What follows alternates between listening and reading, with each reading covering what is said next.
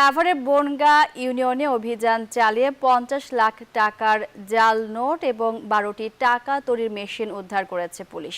টাকা দিয়ে সুখ কেনা যাক আর না যাক, আমাদের সারাটা জীবন কিন্তু আমরা টাকার পেছনেই ছুটে বেড়াই।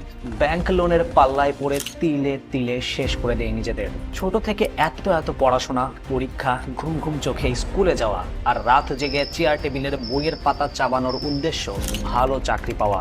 ভালো চাকরির এই স্বপ্নের পেছনে যেই আকাঙ্ক্ষাটি কাজ করে তা হলো টাকা। টাকার জন্যই তীব্র রোদে রিক্সা চালকের যান বেরিয়ে যায়, তবু প্যাডেল থামে না। টাকার জন্যই বিশ্ববিদ্যালয় পড়ুয়া টিউশন মাস্টার ক্লান্ত দুপুর পার করে লোকাল বাসের গেটে ঝুলে। টাকা থাকলে জ্যামের নগরীকে বিদায় জানিয়ে দূর পাহাড়ের নয়ন জোড়ানো যায়, কোলাহল ছেড়ে সমুদ্রের ঢেউয়ে পা ভেজানো যায়। টাকা থাকলে কিছু কিছু মানুষের ভালোবাসা না চাইতেই পাওয়া যায়। কারো কারো কাছে অনেক সম্মানের আসনে স্থান পাওয়া যায়। পকেটে টাকা থাকলে গুরুত্ব বেড়ে যায়। টাকার জন্য মানুষ চুরি করে, ছিনতাই করে, এমনকি ডাকাতিও করে।